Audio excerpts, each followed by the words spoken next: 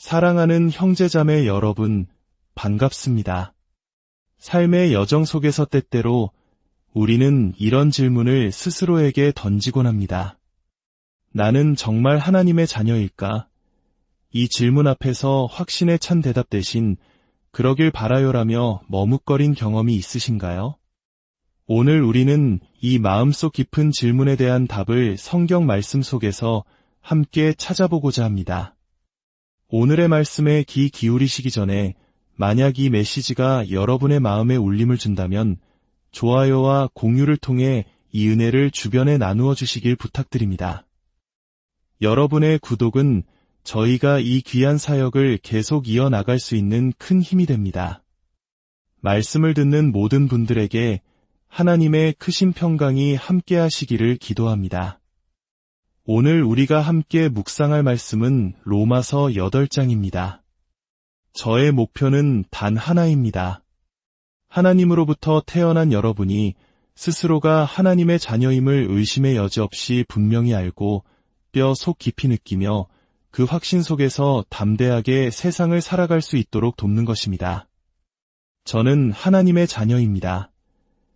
이 고백을 자기 자신과 하나님, 그리고 세상 앞에서 당당하게 외칠 수 있는 힘, 그것이 오늘 우리가 말씀을 통해 얻게 될 귀한 선물입니다. 저는 오랜 사역 기간 동안 성도들과 함께 기도하며 가장 많이 마주했던 고민이 바로 이 구원의 확신 문제였음을 고백합니다. 많은 분들이 자신이 하나님의 자녀라는 사실에 대해 흔들리며 불안해했습니다. 왜 그럴까요? 어쩌면 우리는 그동안 하나님의 말씀을 깊이 파고들기보다 그저 표면을 맴도는 막연하고 일반적인 이야기에만 만족해왔기 때문일지도 모릅니다. 말씀 위에 굳건히 서지 못하고 그저 구름 위를 떠다니듯 말씀을 대할 때 우리의 믿음은 힘을 잃고 희미해집니다. 신앙은 모호해지고 삶은 약해집니다. 오늘 저는 그렇게 하고 싶지 않습니다. 내가 과연 천국에 갈 수 있을까? 와 같은 우리 영혼의 가장 중요하고 중심적인 질문을 더 이상 두루뭉술한 이야기로 덮어두지 않겠습니다. 오늘 우리는 사도 바울이 성령의 영감으로 기록한 로마서 8장의 단어 하나하나, 구절 하나하나, 그리고 그 논리의 흐름을 따라가며 성령께서 어떻게 우리 안에서 우리가 하나님의 자녀임을 증언하시는지 명확하게 발견하게 될 것입니다. 이 여정을 통해 여러분의 영혼에 흔들리지 않는 확신의 다이 내려지기를 소망합니다. 자, 이제 로마서 8장 12절부터 18절까지의 말씀을 함께 읽겠습니다. 그러므로 형제들아, 우리가 빚진 자로 돼 육신에게 져서 육신대로 살 것이 아니니라. 너희가 육신대로 살면 반드시 죽을 것이로되 영으로서 몸의 행실을 죽이면 살리니 무릇 하나님의 영으로 인도함을 받는 사람은 곧 하나님의 아들이라. 너희는 다시 무서워하는 종의 영을 받지 아니하고 양자의 영을 받았으므로 우리가 아빠 아버지라고 부르짖느니라. 성령이 친히 우리의 영과 더불어 우리가 하나님의 자녀인 것을 증언하시나니 자녀이면 또한 상속자 곧 하나님의 상속자여 그리스도와 함께 한 상속자니 우리가 그와 함께 영광을 받기 위하여 고난도 함께 받아야 할 것이니라 생각하건대 현재의 고난은 장차 우리에게 나타날 영광과 비교할 수 없도다. 아멘. 하늘에 계신 우리 아버지, 이 말씀이 단순한 지식으로 남지 않고 우리 영혼을 깨우는 성령의 검이 되게 하여 주옵소서. 우리 각 사람이 하나님의 자녀라는 달콤하고 감격적인 확신을 경험하게 하시고 그 안에서 참된 자유와 담대함을 누리게 하여 주옵소서. 예수님의 이름으로 기도합니다. 아멘. 오늘 본문 16절은 이렇게 선포합니다. 성령이 친히 우리의 영과 더불어 우리가 하나님의 자녀인 것을 증언하시나니. 그렇다면 가장 중요한 질문은 이것입니다. 성령께서는 어떻게 그것을 증언하시는가? 성령의 증언은 막연한 느낌이나 감정이 아닙니다. 성경은 두 가지 구체적이고 명확한 증거를 우리에게 보여줍니다.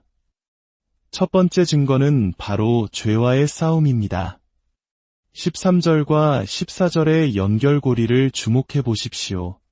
13절은 말합니다. 영으로서 몸의 행실을 죽이면 살리니, 그리고 14절은 그 이유를 설명합니다. 무릇 하나님의 영으로 인도함을 받는 사람은 곧 하나님의 아들이라. 여기서 하나님의 영으로 인도함을 받는다는 것은 무슨 뜻일까요? 우리가 흔히 생각하듯 좋은 배우자를 만나도록 인도받거나 좋은 직장을 구하도록 인도받는 것을 의미할까요? 아닙니다. 문맥은 명확하게 이야기합니다. 여기서의 인도하심은 바로 앞 구절인 13절, 즉 몸의 행실을 죽이는 것으로 우리를 이끄시는 것을 의미합니다. 다시 말해 성령께서 우리 안에 거하신다는 첫 번째 명백한 증거는 우리가 우리 자신의 죄를 미워하고 그 죄와 치열한 영적 전쟁을 벌이도록 이끌림을 받는다는 것입니다. 여러분, 한번 스스로에게 질문해 보십시오. 여러분은 다른 사람의 죄, 세상의 죄를 비판하는 것보다 자기 자신의 내면에 있는 죄를 더 아파하고 미워하고 있습니까? 아내를 향한 무관심, 자녀를 향한 게으름, 마음속의 음욕과 거짓말, 시기와 질투. 성령은 바로 이 나의 죄를 직면하게 하십니다. 그리고 그 죄에 맞서 싸우도록 우리를 이끄십니다. 이것은 우리가 얼마나 성공적으로 죄를 이겼느냐의 문제가 아닙니다. 중요한 것은 싸우고 있느냐는 것입니다. 죄와 평화롭게 공존하며 안주하는 것이 아니라 성령을 의지하여 날마다 죄된 본성을 죽이려는 거룩한 몸부림이 내 안에 있다면 바로 그것이 성령께서 너는 내 자녀다라고 증언하시는 강력한 증거인 것입니다. 이 싸움은 고통스럽지만 동시에 우리가 구원받았다는 가장 달콤한 확신을 줍니다. 만약 죄를 사랑하고 죄와 싸울 의지가 전혀 없다면 우리는 구원의 확신을 가질 수 없습니다. 두 번째 증거는 아빠 아버지를 향한 부르짖음입니다. 15절을 보십시오. 너희는 다시 무서워하는 종의 영을 받지 아니하고 양자의 영을 받았으므로 우리가 아빠 아버지라고 부르짖느니라. 성령께서 우리가 하나님의 자녀임을 증언하시는 두 번째 방법은 우리 마음 가장 깊은 곳에서부터 아빠, 아버지라고 부르짖게 하시는 것입니다. 여기서 두 가지 단어에 주목해야 합니다. 첫째는 아빠라는 단어입니다. 사도 바울은 그냥 아버지라고 할 수도 있었습니다. 하지만 그는 굳이 아람어인 아빠라는 단어를 사용했습니다. 이는 마치 어린아이가 아버지를 가장 친밀하고 다정하게 부르는 아빠와 같은 뉘앙스를 담고 있습니다. 하나님을 멀리 계신 두려운 심판자가 아니라 나를 사랑하시는 따뜻한 아버지로 느끼고 경험하게 하는 것, 이것이 성령의 역사입니다. 둘째는 부르짖는다는 단어입니다. 이것은 단순히 입으로 말하는 것을 넘어선 영혼 깊은 곳에서 터져나오는 진실한 외침입니다. 마치 10년 동안 집을 나가 소식도 없던 아들이 병들어 죽어가면서 병실에 찾아온 아버지를 보며 힘겹게 아빠 하고 부르는 애절한 외침과 같습니다. 그 외침 속에는 자신의 연약함에 대한 인정, 아버지에 대한 절대적인 의존, 그리고 깊은 사랑과 그리움이 담겨 있습니다. 여러분, 여러분의 기도 생활 속에서 혹은 일상의 삶 속에서 이런 경험이 있으십니까? 나의 힘으로는 아무것도 할 수 없음을 깨닫고 아빠, 아버지, 도와주세요. 아버지가 필요해요. 사랑해요. 라고 진심으로 부르짖어 본 적이 있으십니까? 그것이 바로 성령께서 여러분의 영과 더불어 여러분이 하나님의 자녀임을 증언하고 계시는 순간입니다. 자, 이 두 가지 증거, 즉 죄와의 싸움과 아버지를 향한 부르짖음이 우리 안에 있다면 17절은 우리에게 놀라운 약속을 선포합니다. 자녀이면 또한 상속자 곧 하나님의 상속자여. 우리는 하나님의 자녀일 뿐만 아니라 그분의 모든 것을 물려받을 상속자입니다. 우리가 받게 될 유업은 과연 무엇일까요? 첫째, 우리는 이 세상을 상속받을 것입니다. 로마서 4장 13절은 아브라함이 세상의 상속자가 되리라고 약속합니다. 그리고 갈라디아서 3장 29절은 그리스도에게 속한 자는 아브라함의 자손이요 약속대로 유업을 이을 자라고 말합니다. 이는 이 땅에서 부자가 되는 번영신학을 말하는 것이 아닙니다. 오히려 지금은 고난의 때입니다. 하지만 마지막 날 우리는 새 하늘과 새 땅, 모든 것이 회복된 온전한 세상을 주님과 함께 상속받게 될 것입니다. 모든 것이 여러분의 것입니다. 그러니 이 땅의 것에 얽매여 아등바등할 필요가 없습니다. 둘째, 우리는 하나님 자신을 상속받을 것입니다. 이것이야말로 가장 위대한 유업입니다. 시편 73편은 고백합니다. 하늘에서는 주 외에 누가 내게 있으리요 땅에서는 주밖에 내가 사모할이 없나이다. 천국이 천국인 이유는 황금 길이 있기 때문이 아니라 바로 하나님 아버지가 그곳에 계시기 때문입니다. 우리는 그분의 영광을 바라보며 그분과의 완전한 사랑의 관계 안에서 영원한 기쁨을 누리게 될 것입니다. 셋째, 우리는 영화로운 몸을 상속받을 것입니다. 나이가 들수록 우리의 몸은 쇠약해집니다. 질병과 고통 속에서 신음합니다.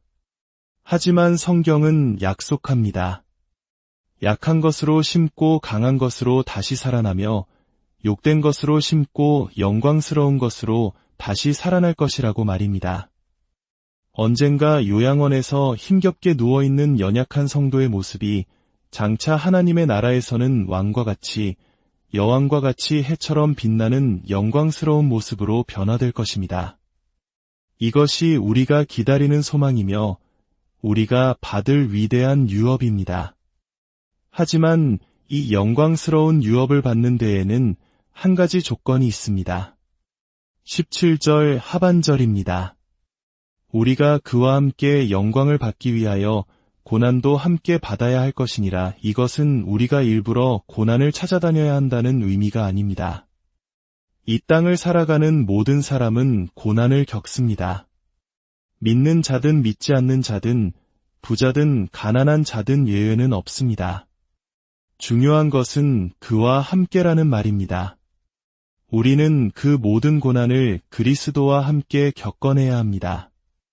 왜 하나님은 자녀된 우리가 고난을 통과하게 하실까요? 그것은 사랑하는 아버지가 주시는 연단입니다. 만약 우리의 삶이 고난 없이 평탄하기만 하다면 우리는 이 땅의 안락함과 쾌락에 취해 하나님 아버지를 잊어버리고 말 것이기 때문입니다. 고난은 우리가 의지하던 모든 세상의 것들을 무너뜨리고 오직 하나님 한 분만을 온전히 의지하도록 우리를 빚어가는 아버지의 사랑의 손길입니다. 마치 암에 걸린 다리를 살리기 위해 고통스러운 수술을 감행하는 의사처럼 하나님은 우리의 영혼을 살리기 위해 때로 고난이라는 수술 도구를 사용하십니다. 그 고난 속에서 하나님을 향해 주먹을 쥐고 어떻게 자식에게 이러실 수 있습니까? 라며 떠나간다면 우리는 상속자가 될 수 없습니다. 하지만 그 고통의 자리에서 오히려 아빠, 아버지, 제 안에 있는 죄를 미워하는 것보다 이 고통이 더 싫지는 않습니다. 아버지의 선하신 뜻대로 저를 다듬어 주십시오. 라고 기도하며 그분을 붙들 때 우리는 그 고난을 주님과 함께 통과하고 있는 것입니다. 그리고 그 길의 끝에는 비교할 수 없는 영광이 우리를 기다리고 있습니다.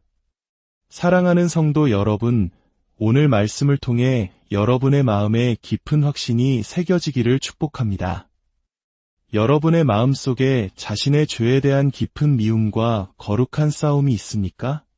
여러분의 영혼 깊은 곳에서 아빠, 아버지를 향한 친밀하고 간절한 부르짖음이 있습니까?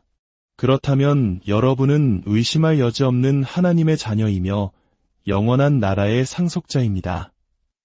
이 흔들리지 않는 확신 위에서 현재의 모든 고난을 넉넉히 이겨내고 장차 우리에게 나타날 영광을 소망하며 담대하게 나아가시는 저와 여러분 모두가 되기를 주님의 이름으로 간절히